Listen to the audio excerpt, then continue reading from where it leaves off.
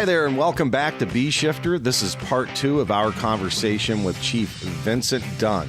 It was a real honor to sit down and talk with him on June 3rd, 2022 in New York City.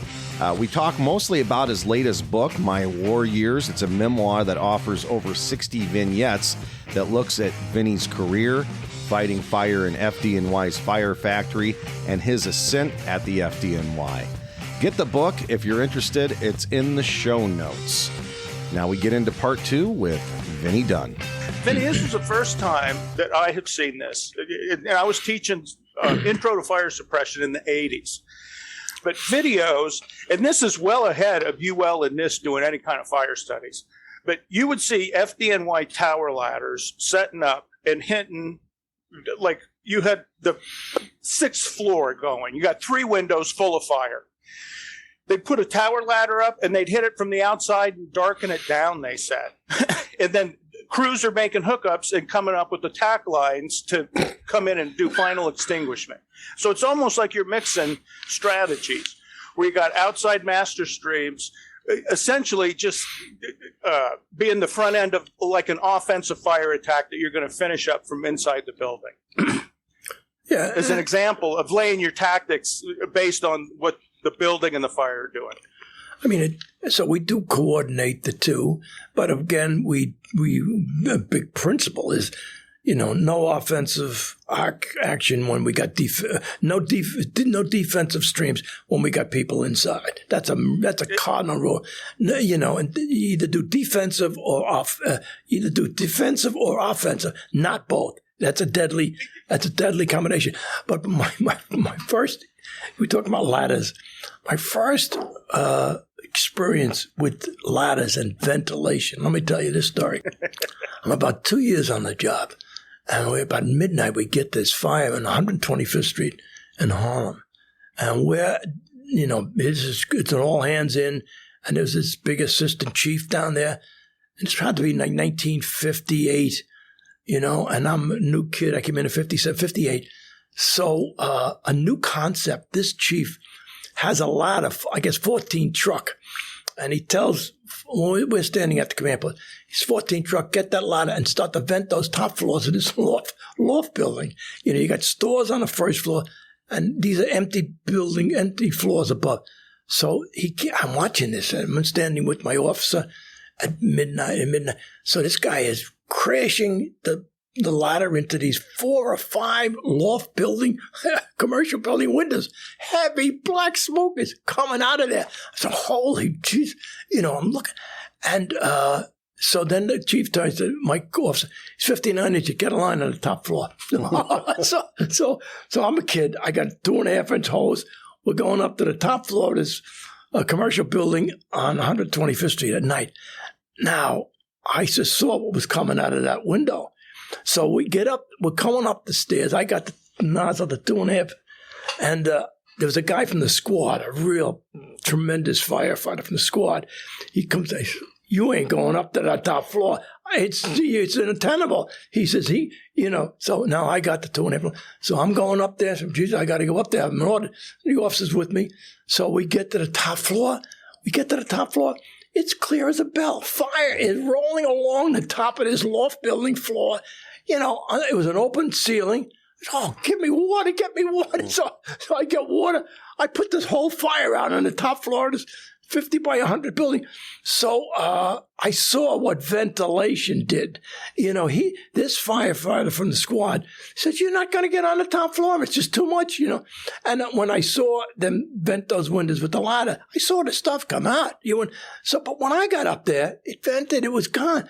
So, the next day in the firehouse, that guy from the squad says, Vin, you got to be some tough fireman, I said, I didn't say that. I was going to say, Bob, conditions changed. But it was a whole different ball game, after venting. So I loved ventilation, and we worked very good. I worked with great truck officers, and we coordinated everything very good. And when I came in, there was a system, so they all had to do their job too, and there was no freelancing, in the 70s and 80s, at least up there, and so we did it. At what point did you guys start wearing SCBAs? Okay, so the point was when I came in a job, we didn't have masks. You know, reason this firehouse was dysfunctional, squad had masks. They had Scots. Rescues and squads had Scots. So they were line stealers. And every chance they got, they would try to steal our line. You know, we were limited. We had no mask. So then we get these canister masks. So the officer gets us in the kitchen. Look at, you got a mask and you got a filter canister. So he gives us instruction. And he says, on the filter, there's a clock. And he said, these are good for 2 hours, So, I mean, I guess if you're just standing in smoke, they might be. But, of course, once they got wet, they would clog up and, you're choking and you have to run out. So, but the mask came in. They had these canister masks. Then they found a fireman in the Bronx, a lieutenant, dead with a mask on. So then they had a chief come around and he would weigh the mask for water content. And then if it was too heavy, throw it away. And then we were told 10 minutes. That's one job. You were throwing them away. So finally, we all got masks. And then, you had the macho stuff done. Look, if you wanted to do firefighting, if you wanted to rescue somebody, because we saw a guy with the Scott step over you, go through the hallway, grab a person and bring them out. So if you wanted to be and if you wanted to take an inch 3/4, 3 or 4 rooms down, you had to have that Scott. So, I mean, if you wanted to be a real firefighter, then you put the mask on. If you wanted to stay out in the hallway and play act, you could get that soot around your nose if you really wanted to be a firefighter. So now, your question. So now I'm in the fire factory, and now you can't play act up there. We all had masks, Scots. Now, we were so busy that some firefighter, God bless him, takes the compartment next to the rig, and he welds hooks in, and he puts the masks, 5 Scots, or at least 2 officer Scots. They had Scots in another compartment. So when I come out of that rig, when I saw we had a job, I go right to the compartment, throw the Scot on. I used it. So, and any good job, you needed the mask. Now, the trucks didn't wear masks in the 70s. Now, they would get taken a beating. And the reason they didn't wear masks is because the cylinder of the original Scots wouldn't allow them to get through the fire escape. There's a space between the fire escape ladder and the building that you couldn't squeeze through with a mask on your back. The new 4.5 masks didn't allowed them to do that. And they started wearing the masks, maybe in the 80s. They had to wear them, and there was no excuse. And so that's how the masks came out. How sick would you guys be before the masks? I mean, you'd come back to the firehouse where you... Well, I mean, the thing is, you'd come back with a big headache and you'd throw up. I mean, I remember throwing up at a couple of fires, whatever you ate in a meal, you'd be throwing up in an alleyway down in front of the tenement. So you had your headache. You had to learn to clean in your nose because your nose was full of soot. My mother said, "What's going on with the wash rags?" You go, and then of course we were drinkers. So you'd go back on the firehouse, you have a couple of beers, and try to not get too involved. Not everybody drank. I was not in the drinking crowd. We were there was a physical fitness crowd in our firehouse, and I was in with the physical fitness guys. I tried to be. So anyway, so that was it. The masks were really critical, but it took a long while. And today, everybody, you can see the kids. Near the end, you'd see all the veterans and the chiefs without masks, and all the kids had masks on. And so they were correct. And of course now you're seeing all the lung injuries and all that stuff. So it was a tough. My old man started in 58, and he promoted, I don't know, probably around the mid-60s. Back in those days, the officer had a canister mask, and then the 2 firefighters, or 3 firefighters, had MSAs.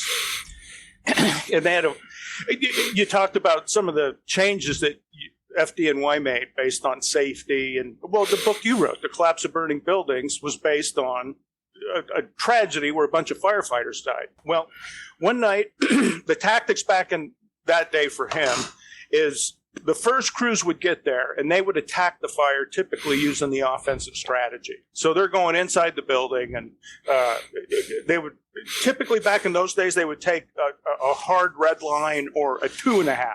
So they have a fire in the diner, they go inside, and they're attacking the thing with the 2.5-inch lines. And the chief gets there, ladders have opened up the roof and ventilated the thing.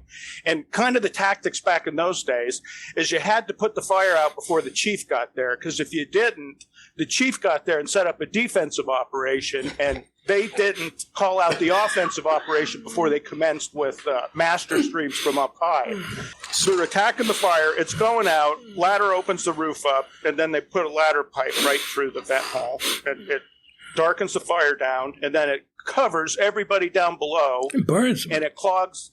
Yeah, it clogs my old man's mask. Yeah. Well, they're hauling ass trying to get out because they're getting steam.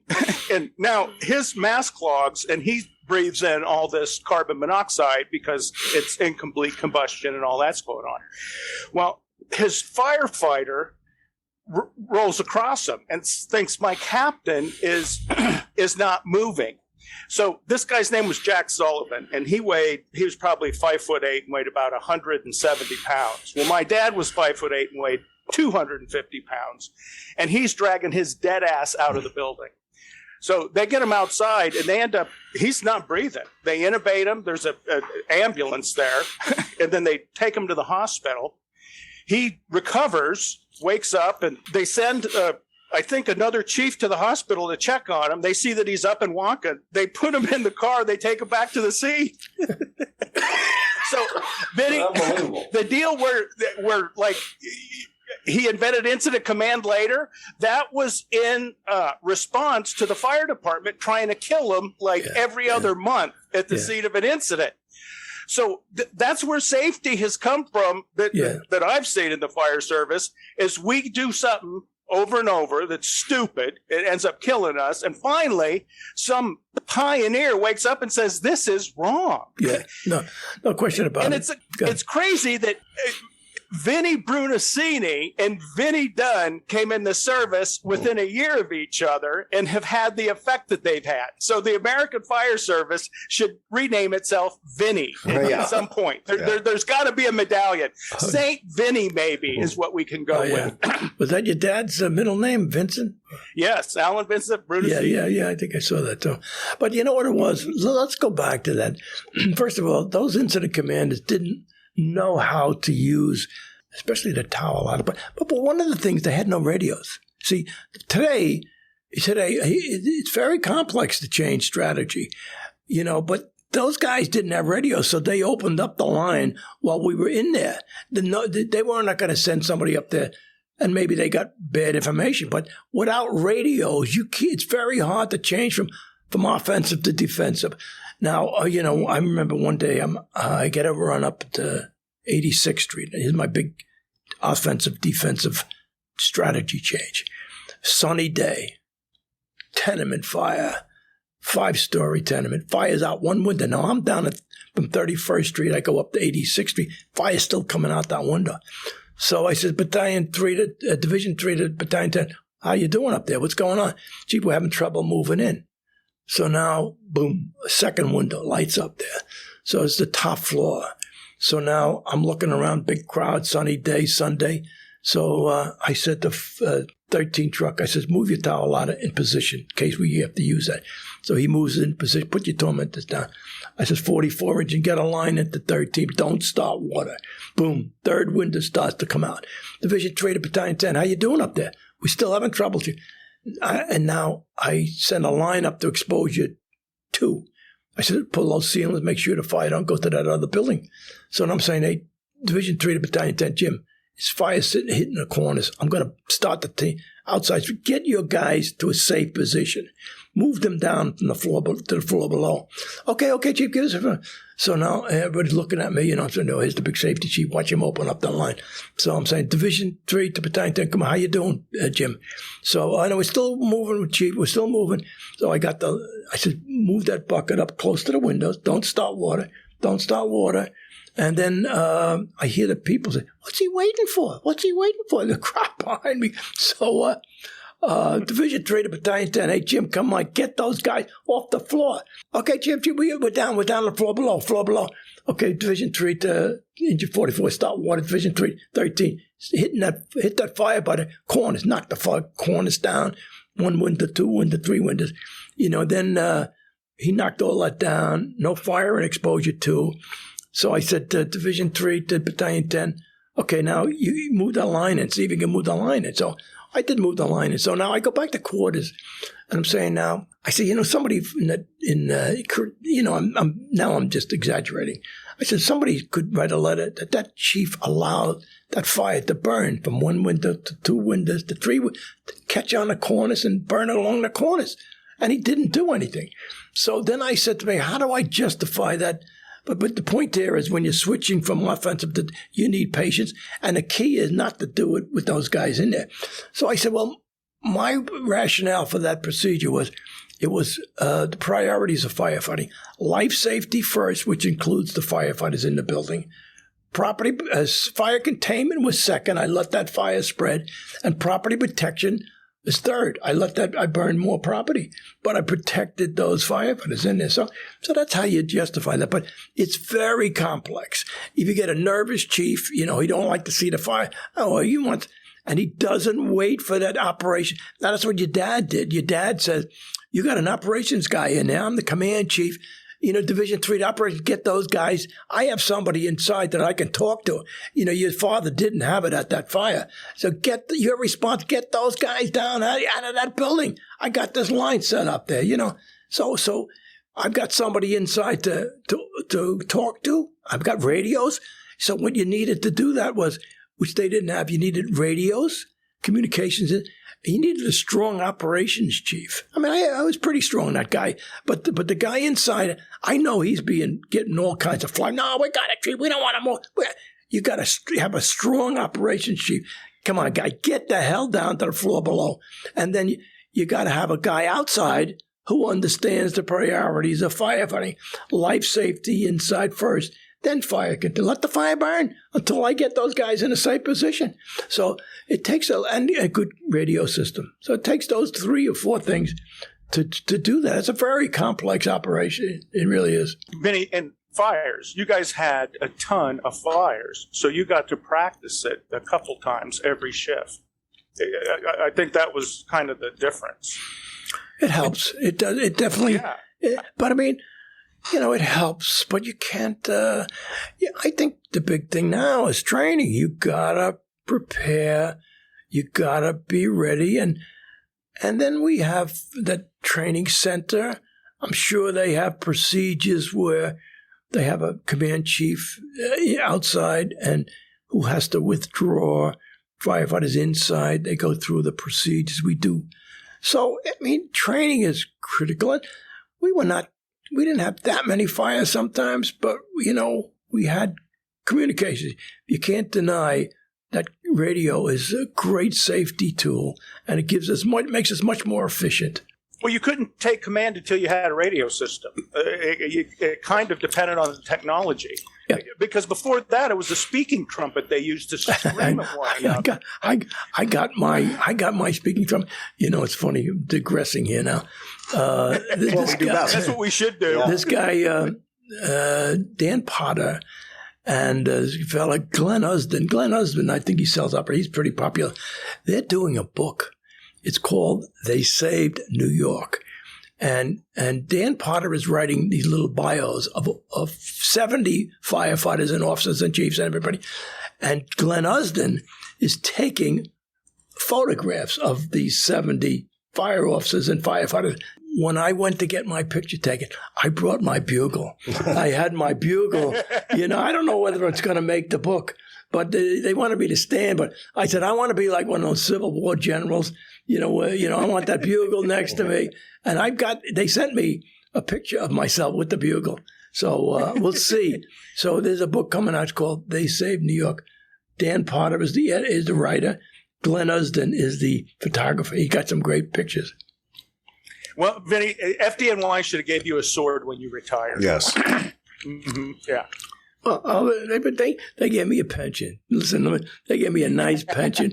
I don't need a sword. I love the FDNY. So they did very good by me. In fact, I got to pay them back. I still haven't balanced the scale with the FDNY. They gave me, I went into that organization, I swept the table. I took everything that was on that table. I feel greedy. They gave me everything. So they gave me a, wonderful life, wonderful, great providers for my family. So I'm grateful for the FDNY. But it's hard work. What you did to come up from firefighter, company officer, chief, that's a lot of studying. Because you have a test that you need to score high on in order to get that position. And it took a lot of your time. Well, that was it. And but I saw everybody else had to do that. And so I did that. And I was good at it. I realized, if I put the time in, I could pass these tests. And once, I remember we were studying for lieutenant. And I talked to this firefighter. We were both studying. And I said to him, we should come in on a weekend and study the building code. He said, and I said to him, the only thing between you and I and the deputy chief's rank is the building code. Let's do the building code. How I was thinking back as a fireman. So studying, you saw right away, was a key. And of course, when I became a deputy, all you could really say was I was a multiple choice expert. I had learned a lot of things besides that.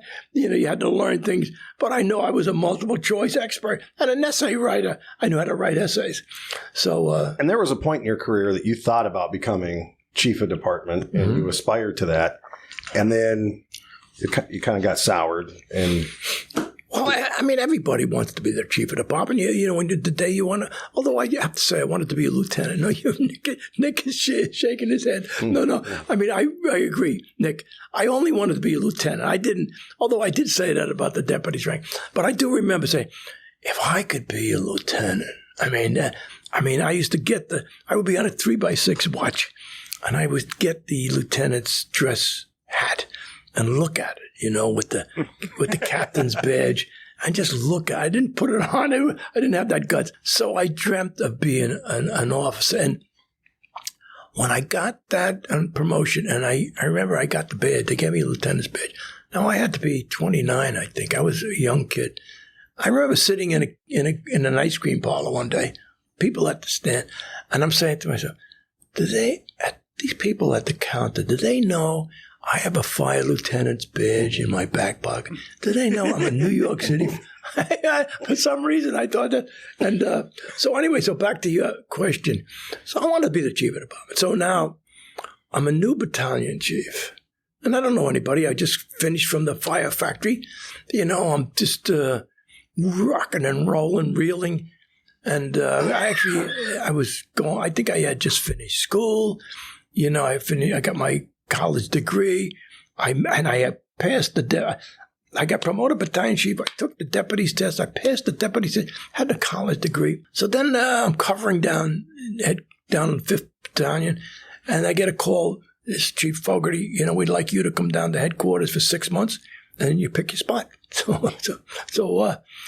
I go down. I'm going to go down to headquarters now, So these were bad times. So let's see, had to be 73, 74. Now I'm a new battalion chief. I go down to headquarters. Now, what was scary? Everybody was scared. I'm in planning, Pandora they call it, planning and operational research. So I'm a new battalion chief down, a young kid, in this planning, and with this Chief O'Hagan's planning section. Now, everybody in our headquarters, all the old chiefs are very suspect of planners. They don't know who these young whippersnappers are down there. And I'm noticing everybody looks like they're afraid of me. Chiefs that come from the field, they say, "Hi, teacher. How you doing?" And the only guy that came up to shake my hand down there was a guy I knew from the 4th Battalion, Gus Beekman. Gus come, "Hey, Vinny, how you doing?" He knew me. But everybody else was scared down there. And I said, wait a minute, this is different from the firehouse. In the firehouse, nobody's scared.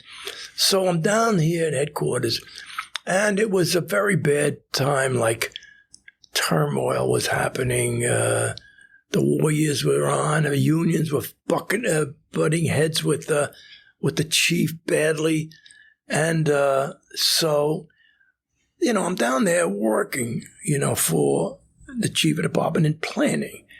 We're doing by a large diameter hose, and I get this assignment to work with Brooklyn Polytech we're doing road dwelling test fires because Bushwick is burning down, and we got this common roof space that goes through 10, 12 buildings and on a block. Then once the fire gets into it, so I'm doing test fires on that with Brooklyn Polytech Professor DeSico.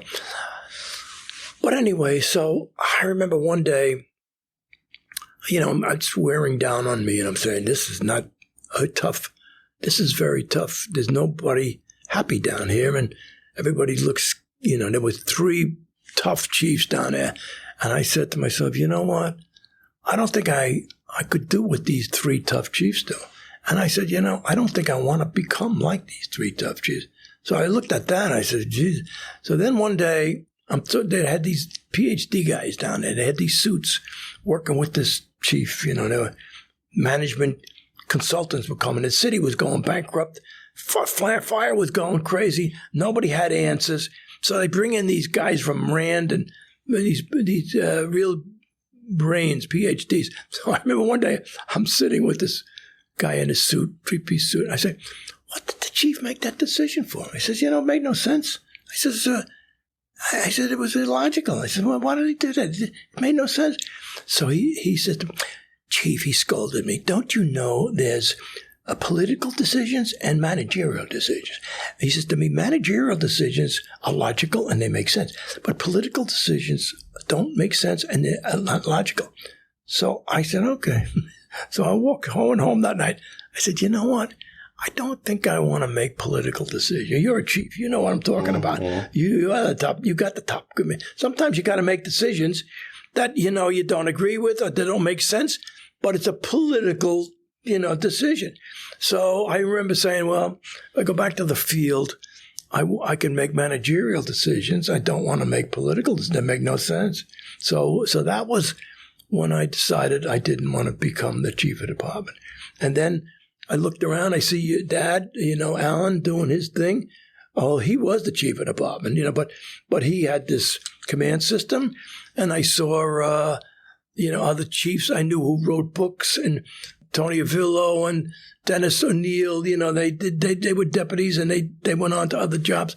But so I got involved in the profession. See, what also happened back in the 50s and 60s, there was no profession of fire service. You were you went up the ranks. You were an expert, and you became administrator as a top rank, and then made political decisions if you were lucky enough to be the chief. And then he retired. Then all of a sudden in the 70s, they became a fire academy. Showed up. All these instructors appeared down in Amherstburg. Your dad comes out with this command system. Wow. And then Charlie Walsh writes a book on strategy and tactics. So now a profession started around the 70s. And there was no profession of firefighting in the 50s and 40s. It just didn't exist. So then I said, well, I could spend my life. Then, of course, I did get the fire academy. I went down. I was asked to come down to the National Fire Academy, which, that was an enlightening thing. I mean, I didn't understand the command system, and they, I remember I was, Neither did the National Fire Academy. Yeah, no, but they were good. I mean, they introduced me to the command system, but the point was, I got the general. I got the broader view. I said, there's a fire service in the world. Not New York City is not the fire service. There's a big fire, because there was like the academy, and then I remember one day they start to have these expos and seminars. So I said, Waterman, look at this. These were all the real leaders of the fire service coming to these seminars and expos. So I remember one day I see a firefighter from New York down there. Yeah, I said, hey, Jimmy, how you doing? He said, Chief, I just retired. He says to me, I missed the fire service. I said, Jimmy, this is the fire service. I'm in Firehouse Expo. Mm-hmm. I said, this is the fire. New York is not the fire. You're now in the big fire service. So that was an enlightenment. So there was none of this. There was none. You didn't have this program, podcast, Fire Academy back in the 40s and 50s. We were in a little isolated communities. Now there's a profession, of the fire service. And until you started getting out and speaking and going on the road, you grew up here in New York City. This is where you fought fire, but then you learned what these volunteer fire companies are dealing with, dwelling fires on quarter-acre lots and rural water supplies. And I read about that in the book. So I write this book, Building Collapse, because I'm obsessed with, and I actually spent 30 years in this cocoon in FDNY. I never went west of the Hudson River, believe it or not. So now when I write this book, I start to get calls from these fire departments. It was Deerfield Beach in Florida. Gee, we'd like you to come down to lecture. So, and then I'm getting calls, and they're all volunteer fire. But of course, I'm writing for Firehouse, which is a volunteer magazine. But so now the volunteer fire service embraces me. They call me all over the country to speak. So now I don't get any calls from Chicago, Philly, or New York.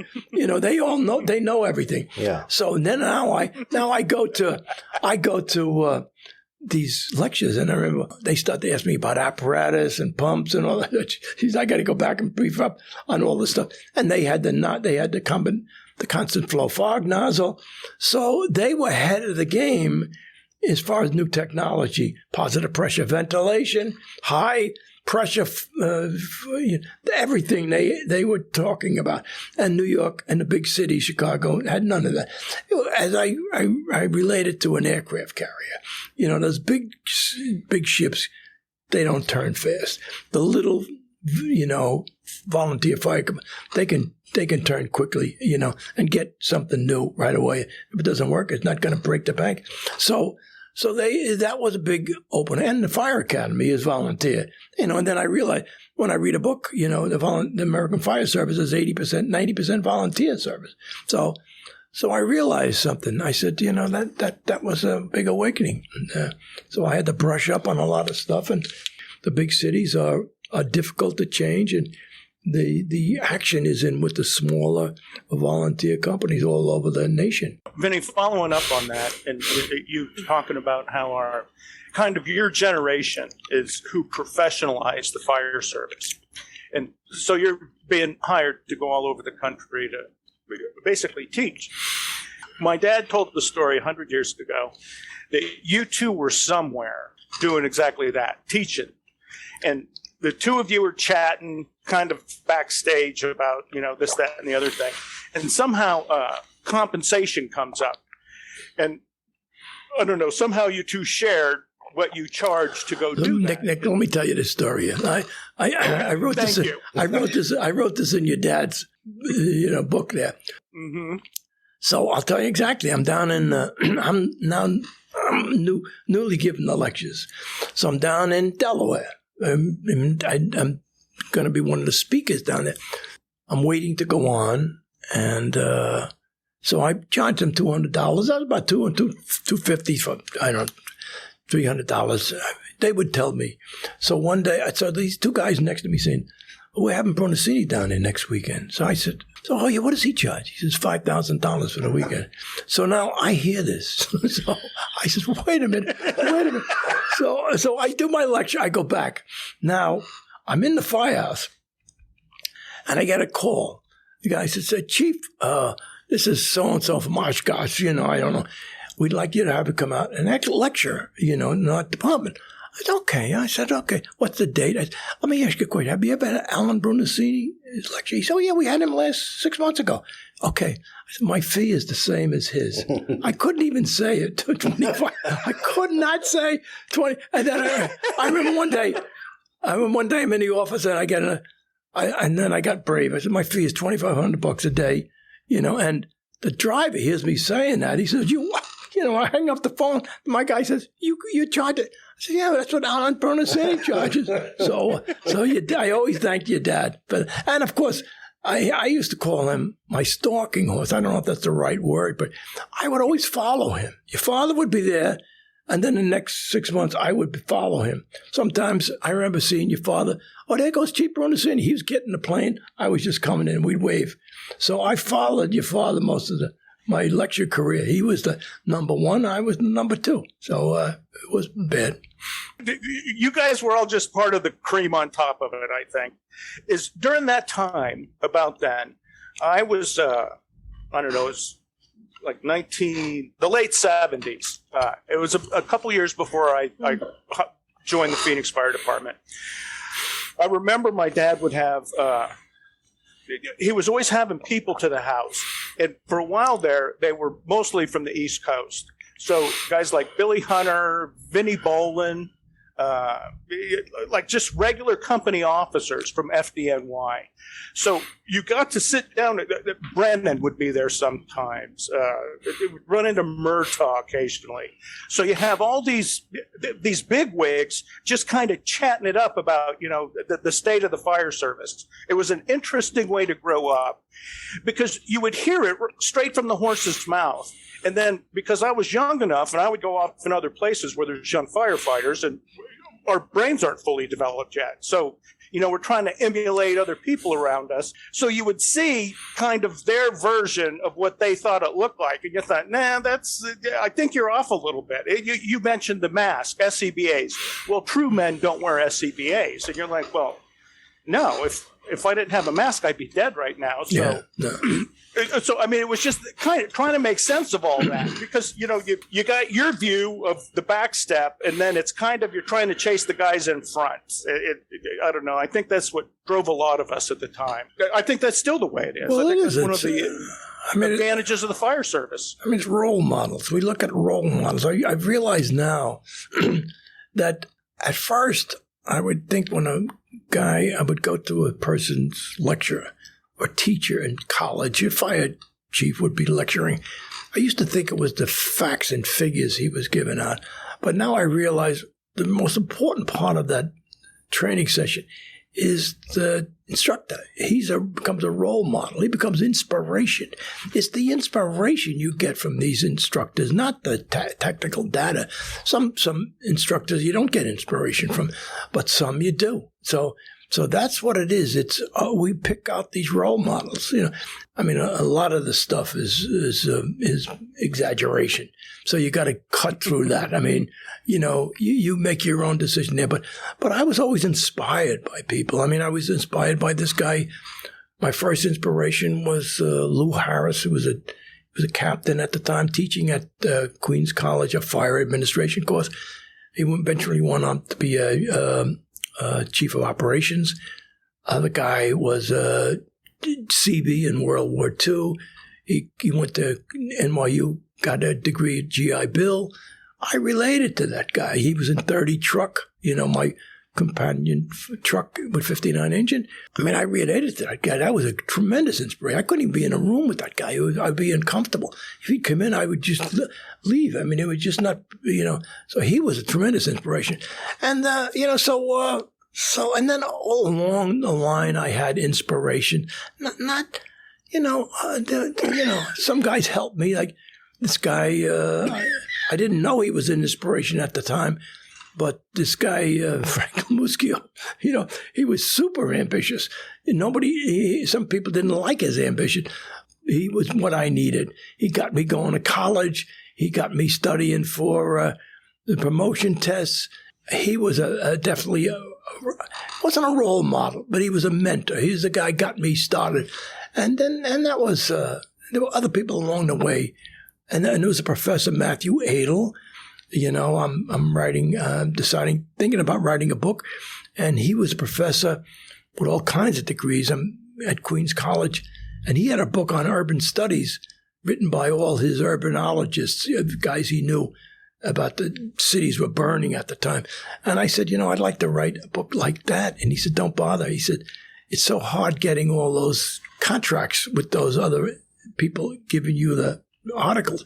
If you got an idea, write it yourself. So he got me the idea to write that book, Collapse of Burning Buildings. He was an inspiration to me, I would have to say. So along the way, and sometimes you don't know who's your inspiration till years later. You say, that guy really affected me, and I didn't know it. So inspirations are important.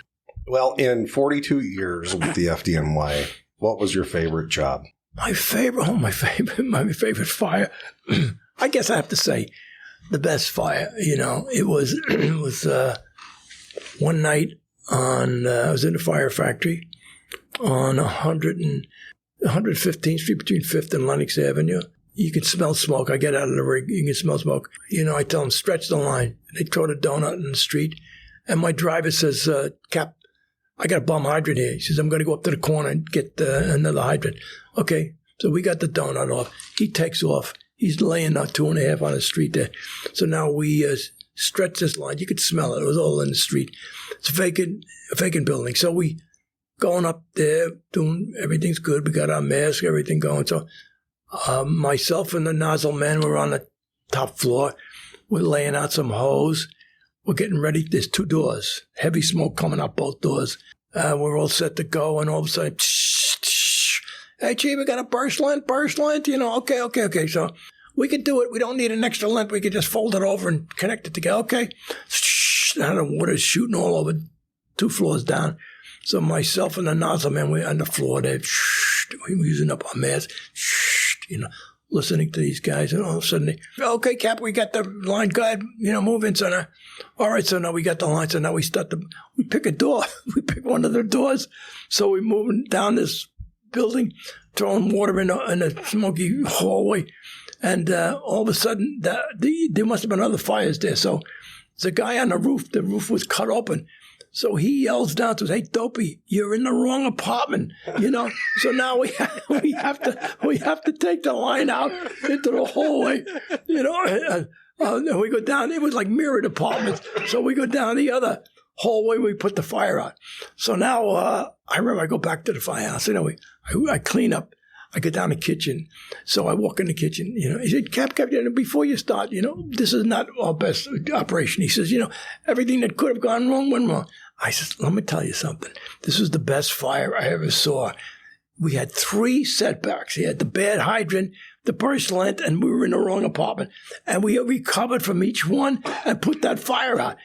Any one of those things could have knocked out a typical fire company, but we overcame 3 of those problems and did our mission. So that was, I have to say, my best fire. I'd have to say that. That isn't surprising when you look at the picture of Engine 58 with Vinnie Dunn as the officer, and you look like a battlefield colonel from Hollywood, and then the rest of your crew looks like killers, just pure killers.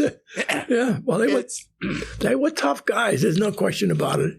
So they were tough guys. So when I go to this firehouse, I worked in Harlem as a fireman, but I came from downtown as a lieutenant. So now I'm going up there. They're really tough. So now I'm saying to myself, how am I going to get influence? And of course, you got to do it at fires. There's nothing you can do. But I said, I'd like to try to get a little more influence over as a captain. So now I said to the guys, anybody want to study for the lieutenant's test coming up? I said, I actually had a battalion chief's test coming up. So I said, anybody want to study for lieutenant? So I get about 4 or 5 guys. Yeah, we would like to go into a class. So now we go into the locker room. We move lockers around, put a table there. I said, we're going to meet here every Wednesday. We're going to come into the Wednesday night. And we'll give out assignments. I give them 3x5 cards, 1 WNYF every week, I guess, and one training bulletin, and 1 building code section, a firefighting procedure. So that's the basics. And I knew how to study. I'm a captain, and I'm going to take this battalion chief. So we start to come in every Wednesday. And now, so these are tough guys. One day, we come in to meet for the class, and this guy, his name was Danny Harris. I'll never forget him. He comes in, he says, hey, Cap, we're getting ready to do the class. It was a sunny day. So it must have been a sunny day there. Then hey, Cap, he says, I just want to tell you before we start. He says, my wife told me to tell you, go fuck yourself. So I said, what did I do? I said, Danny, what did I do to your wife? He says, you took me away from her and the 2 kids for 2 hours on a sunny day, and I went down to the basement to study for your class. So when I left, she says to me, tell Captain Dunn. I said, go fuck himself for taking you away from me. So anyway, they were tough guys. And, they were not used to studying. And they were, this woman gave up 2 years, her husband, for 2 hours for a test that he may not have passed, but he did pass. So I said, look at Danny. I says, when you pass the test and you bring home the first paycheck, she'll forgive you. And she did. You needed to have your driver call her. Yeah. yeah. Walter would have smoothed her over. Exactly. That's right. Yeah. But anyway, and again, we're working class guys. We're not used to studying. That was a new concept. I learned it going to school on a GI Bill, but I was struggling with it too. And these guys certainly never put time into sitting alone reading a book. And you have to do that to get those paychecks. So. Vinny, there's one, and this is completely off the corner here, but one of the things that FDNY used to do that made a certain amount of sense to me is like when you had personnel issues and you would process those and they ended up with some kind of disciplinary action, is the fire department would publish the results of that somewhere. You would see firefighter Smith was arrested for DUI and got suspended 3 shifts, whatever it was. See, in my own fire department at the time, if there was any kind of personnel thing, it was like a big secret. You couldn't say anything about it. So what it created was a bunch of rumors about what actually happened. So we all knew what the true story was, but officially nobody could ever say. Yeah. And I always thought it was a weird comparison to look at what you guys did, where you said, no, this is what happened. It happened publicly. We all know about it anyway. A guy was arrested. That's typically what it was. It was like the arrest ledger. And then any kind of personnel action in the station, like you talked about, is you guys had a drinking problem throughout the fire department that became outlawed. And then some of it was that you would look at kind of as time went on as, they're doing X, Y, and Z. And you could kind of see the way the fire department was being run almost. Well, New York City lawyers are all over the place. So we put it on a department order. You get, like not minor violations, but if it's, you get arrested with a gun or you get an assault, you'll get suspended. It goes on a department order. And I guess today, DWI, they'll probably put it on there. So everything has to be transparent in this big city here. Now, we have little minor things, if, company discipline. As a division commander, you would take disciplinary actions, if it didn't warrant going to headquarters. But then I had to keep a record of it, and I sent it to headquarters. It was a monthly report. Who had disciplinary charges? And then that would go to headquarters, and you couldn't cover up. Cover up is worse than a crime. So that was, I remember one time a guy called me and said, Chief, we had a fight in the firehouse, So I said, okay, so tell me what was going on. I said, well, one guy got hurt. He said, we took him to the hospital. Okay, forget it. I'm going to call this. You go to a hospital, you can't cover that up. So if I thought it was just a little thing. This kid was injured enough that had to go to the hospital. So I said, Cap, nothing we can do. I'm going to have to go to headquarters with that. So you got to, you learn that early. You can't cover anything up. So that's, we are an open, pretty open society, And then, of course, with the drinking, some firefighter fell off a fire truck and died. They gave him a test, and they found out he had alcohol. And a kid got killed in a Metro North train accident. And his wife was going to sue the train company, and they did an autopsy. So if you got alcohol in your body and you're killed at a fire, that's going to work against you. But so then we come down with 202, and it's a zero tolerance. We would try to skirt around the drinking thing, but now with the outside inspectors coming in, giving you drug tests, and then firing. We had 17-year veterans, picked up with some kind of substance, and they were fired. And so it's zero tolerance. So now, it's probably good because many people were getting injured, because of alcohol. So, Yeah, you really don't want a bunch of firefighters drunk. No. It's just not a good situation. No, not at all. Yeah, on duty. I mean, it's bad enough when they're off duty. Hold my beer thing. Well, let me tell you a story. Yeah, put a fire behind it. Yeah, one day. So I get called to an accident. So it's a chauffeur's going up Lexington Avenue, and I don't know, somebody takes a light. He hits this pickup truck, and the pickup truck has a back on it. The back of the pickup truck flies off the truck, hits a woman waiting for the light to change in the head, and she's brain dead. So now, big investigation, fatality, almost a fatality. So now the chauffeur comes up to me, says, Chief, he says, I was at a picnic today. I was drinking about 10 beers. So now we have this veteran safety chief, So I said, Larry Hutton, I say, hey, Larry, we got this kid. He said before he came on duty, he was drinking. So Larry says, tell him to eat some Frankfurters, So anyway, so he's eating trying to get rid of this. So fortunately, you had to go down and take a blood test. Now, any kind of a fatal accident, the chauffeur has to take because the safety chief knew the cop, it had to be. He passed this test. But we caution everybody, if you're drinking at a party or a picnic and you come into duty, that stuff is still with you. So you got to be aware of that. It's and there's no nonsense. Nobody wants to see anything with DWI or rather drinking.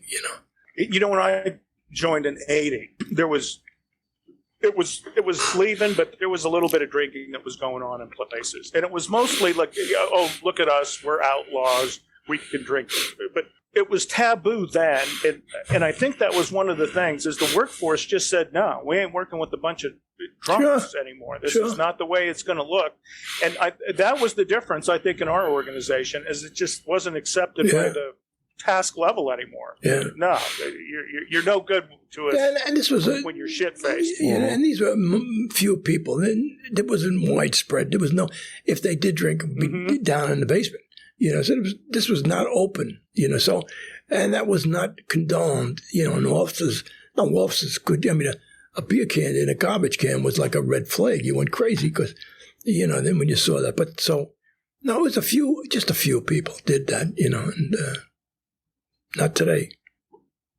You're not going to retire having an addiction problem in the fire service. When I was a chief, all the people that stations would call and say, you got to come get Jimmy. We can't do this anymore with him.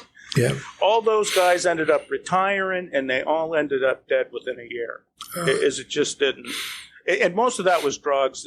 They were on white powders or whatever. It fall beyond drinking at that point. Yeah, so no, that doesn't work. We've gone. That's a sour note. We probably should. Excuse me for coughing so much. I came back from FDIC with something, kennel cough. So it's been over a month. Angry cough. This is a great book. I mean, I've really enjoyed reading it. The vignettes are, there's over 50 chapters, right? 67. 67, okay. So for us firefighters, easy read. The poetry is great. How long were you thinking of putting this together, and how did it all come together? Because I love all the stuff you've written. Dennis Smith, Report from Engine Company 82 got me into the fire service. So this is an awesome book for anybody who's interested in the way it was. What happened was my daughter kept saying, Dad, you got to leave something. You got to write something for us. We want to know what you did in those firehouse on night tours when you weren't home. So she kept saying that, and of course, I look at the, like I used to say, I was in the 2-minute warning period of life, and now I'm in the sudden death warning period of life. So I understood what she was saying. She said, Dad, you got to write something. So I said, okay. So now let me start. Now let me tell you the story about this book. I have my famous editor, Janet Kimberly, who's the long-term 20-year editor for W1YF, who edited all my books. So I call up Janet. I said, Janet, I'm going to write a memoir now. This is going to be about me. You think you want to do that? Because she's a great technical editor. She was a firefighter, and you need a good editor who has firefighting experience. So I said, this is going to be about me. So I said, fine. She said, I'm fine. So then all of a sudden she says, but let me go. I'm kind of, it's pain in my back. I got to go and get an epidural, and then we'll start on it. So she goes into the hospital on a Thursday. I get a call on a Wednesday. Do you know Janet Kimberly? I said, yes.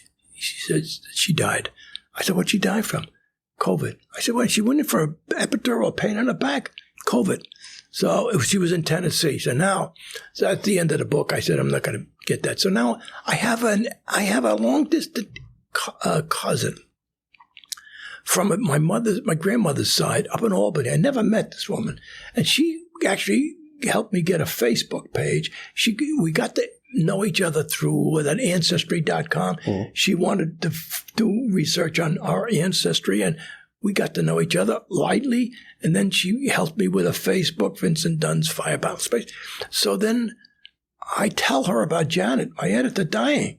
So she says, well, wait a minute. I worked for the Buffalo News for 20 years, and I'm a volunteer fireman from the Snyder Buffalo Fire Department. I could help you do that. So, I'm back in business. So now I've got an editor. So that's Ann Neville. She's a firefighter from the Buffalo Volunteer Fire Department. So I start doing my book. And then I don't know if you creative people, every time you get into the middle of a project, you get this mid-project crisis where you say, this is junk. I should show that. What am I doing here? I'm making a fool out of myself. So anyway, my wife died 3 years ago, and I have a friend of hers she is the headmistress of Buckley Country Day School. She's still running a school. So we go out to dinner, and I get in my mid-book crisis, and I said to Betty, I said, I'm having trouble with this. I think I'm going to chuck it. So she leans over the table and whispers in my ear, snap out of it, she said. Snap out of it. Like Cher said to Nicolas Cage in Moonstruck. She didn't smack me, but she said, snap out of it. So anyway, I did. And she became my cheerleader and helped me through the finish line. So that's how that book came about. So you need all those helps to do something like that.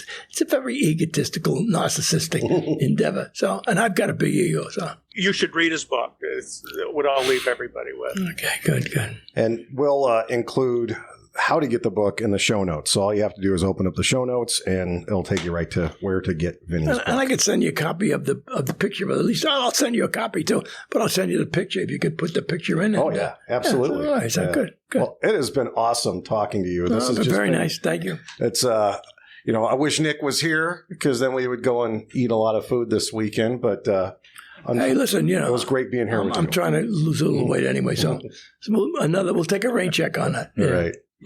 Yes, indeed. Mm-hmm. Okay. Sooner than later. Okay. Thanks, Vinny. Thank you, guys.